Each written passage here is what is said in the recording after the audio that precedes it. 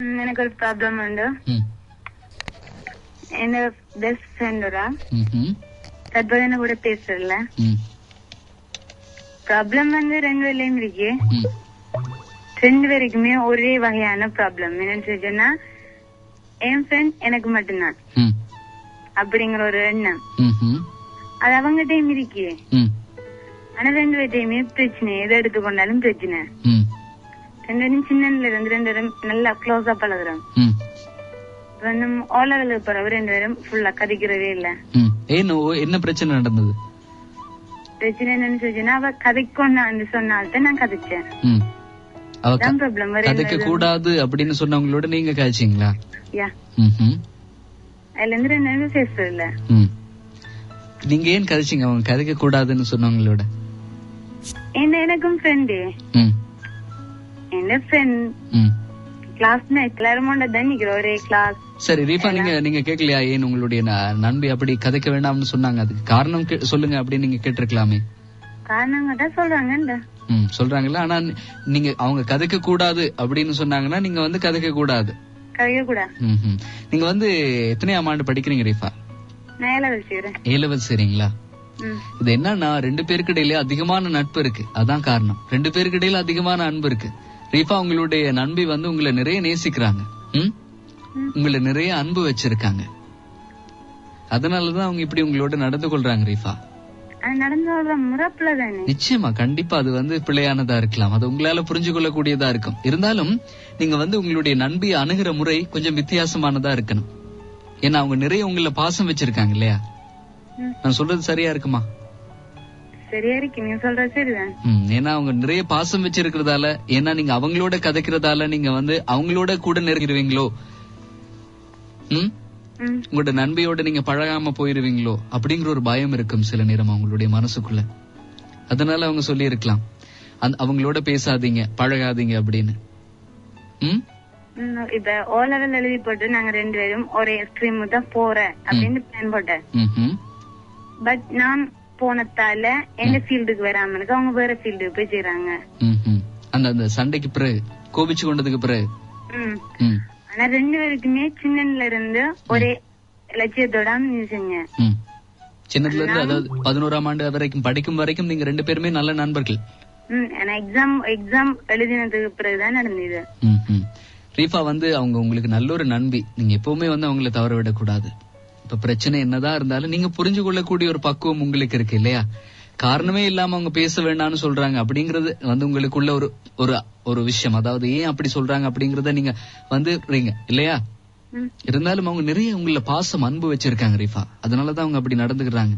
நீங்க அந்த நண்பியோட நிறைய பழகிடுவீங்க, அவங்களோட நிறைய விஷயங்களை பகிர்ந்து கொள்ளுவீங்க. நீங்க வந்து இப்ப கோவிச்சிட்டு இருக்க நண்பியோட பழக மாட்டீங்க அப்படிங்கிற ஒரு உணர்வு தான் அவங்களுக்குள்ள.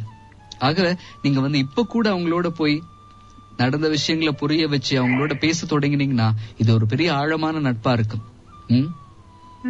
மறக்க முடியாத ஒரு அனுபவமா கூட இருக்கும் இது. பாடசாலை ஆனா பேசுறது இல்ல ரெண்டு பேரும். ஆனா பேசுறது இல்ல, கண்டா கூட மத்தாக்களோட பேசினாலும் ரெண்ட கூட வரேன் ஃப்ரெண்ட்ஸ் மாரோட பேசினாலும் என்னோட பேசல, என்ன அவாய்ட் பண்ண மாதிரி நடந்துக்கிறேன். நானா போய் எதுக்கு பேசணும் அப்படின்னு நீங்களே நினைக்கிறீங்க?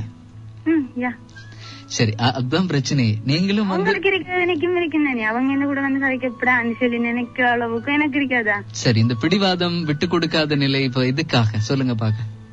ஏன்னா உங்களுக்கு மனசுக்குள்ள ஒரு வேதனை இருக்கா இல்லையா? இருக்குதானே? அந்த வேதனை உங்களை விட்டு நீங்கணும்னு நீங்க நினைக்கிறீங்களா? அந்த வேதனை தொடர்ந்து எனக்கு வேண்டாம், ஐயோ இது பெரிய ஒரு வருத்தமா இருக்கு. அவங்க இப்படி வந்து ஒவ்வொரு முறையும் அவங்க உங்களோட பேசாம போகும்போதெல்லாம் உங்களுக்கு நிறைய கவலையா இருக்கு இல்லையா? சரி, அந்த ஒவ்வொரு முறையும் உங்களுக்கு நிறைய கவலையை தருது மனசுக்கு. இந்த விட்டு கொடுப்பு, அதே நேரம் நீங்க வந்து இந்த பிடிவாதத்தை விட்டீங்கன்னா அந்த வேதனை குறையும் ரீஃபா. அது யாரு விட்டு கொடுக்கறது? ஏன் அவங்க விட்டு கொடுக்க மாட்டாங்களா? அவங்களுக்கு வேதனை குறையாதான்னு நீங்க கேட்கலாம். ஆனா உங்களுக்கு வேதனை குறையணும். உங்கள் மீது அவங்களுக்கு இருக்கிற மதிப்பு இன்னும் கூடும். ஏன்னா நீங்களா போய் பேசினீங்கன்னா ரீஃபா, இப்படி இந்த நிலைமையை புரிய வச்சு, சரி நீங்க வந்து தப்பே செய்யலன்னா கூட நான் தப்பு செய்திருந்தா என்ன மன்னிச்சிருங்கன்னு நீங்க சொல்ற ஒரு வார்த்தை இருக்கு இல்லையா? கூட அவங்க பேசுறாங்க. நீங்க பேசக்கூடாதுன்றவங்களோட அவங்க பேசுறாங்களா? கண்டிப்பா அது நடக்கலாம் ரீஃபா. ஏன்னா நீங்க வந்து இப்ப செஞ்சிட்டீங்க. அதனால வந்து அவங்க உங்களை காயப்படுத்தணும்னு நினைச்சு செய்யறதா இருக்காது. நீங்க உணர்ந்து கொள்ளணும் அப்படிங்கறதுக்காக அவங்க அப்படி நடந்து கொள்ளலாம். அவங்களை புரிய வைங்க. ஏன்னா அவங்க உங்களுக்கு நல்ல ஒரு நண்பியா இருப்பாங்க, நிறைய பாசம் வச்சிருக்காங்க உங்கள. அதான் அவங்க இப்படி நடந்து கொள்றாங்க. நீங்க விட்டு கொடுக்காம பிடிவாதத்தோட இப்படி இருந்தீங்கன்னா அது மனசுக்கு உங்களுக்கு வேதனையை தான் மிச்சப்படுத்தும். மன்னிப்பு கேட்கறவங்க வந்து பெரிய மனுஷன்னு சொல்லுவாங்க. எல்லாருமே மன்னிப்பு கேட்கறது இல்ல, பாத்துருக்கீங்களா? தப்பு செய்யற சில பெரியவர்கள் கூட மன்னிப்பு கேட்கறது இல்ல. என்ன மன்னிச்சிருங்கன்னு சொல்றதா உங்களுக்கு ஒரு பெரிய ஒரு வார்த்தை. அவங்கள வந்து தாழ்த்தி கொள்றதா நினைக்கிறாங்க சிலர். ஆகவே பெரிய மனிதர்கள், சிந்தனையாளர்கள், இப்படி எல்லாருமே வந்து அவங்க வந்து மன்னிப்பு கேட்கறதுன்றது வந்து ஒரு பிழையான விஷயம் இல்ல. எல்லா மனிதர்களுமே பிழை செய்யறோம் இல்லையா? சில நேரங்களில் பிழை செய்யாத நேரங்களில் கூட நாங்க தவறு செய்திருந்தா எங்களை மன்னிச்சு கொள்ளுங்க அப்படின்னு சொல்றது கூட ஒரு பெரிய வார்த்தை. அது மற்றவங்க மத்தியில எங்களுடைய நிலையை இன்னும் உயர்த்துமே தவிர ரீஃபா தாழ்த்தாது. எப்பவுமே நீங்க உங்களுடைய குணம் இப்படி விட்டு கொடுக்காம இந்த மாதிரியான விஷயங்களை கொஞ்சம் தளர்த்தி பாருங்க. உங்களுடைய மனசுக்கு நிறைய அமைதி கிடைக்கும், சந்தோஷம் கிடைக்கும். உங்களுடைய நண்பி இவ்வளவு காயப்படுத்துற மாதிரி நடந்து கொள்றாங்க இல்லையா, அது எல்லாமே மாறும் ரீஃபா. உங்களுடைய வாழ்க்கை ரொம்ப சந்தோஷமானதா இருக்கும்.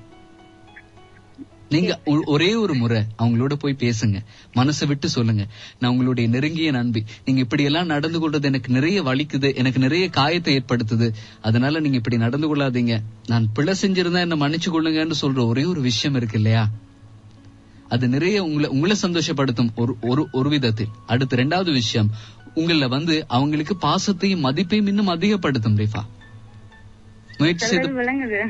முயற்சி செய்து பாக்குறது ரொம்ப கஷ்டமா இருக்கு இல்லையா?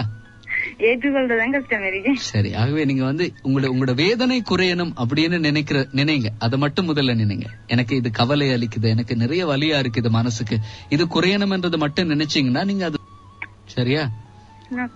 ரொம்ப நன்றி, ரொம்ப நன்றி. நன்றி.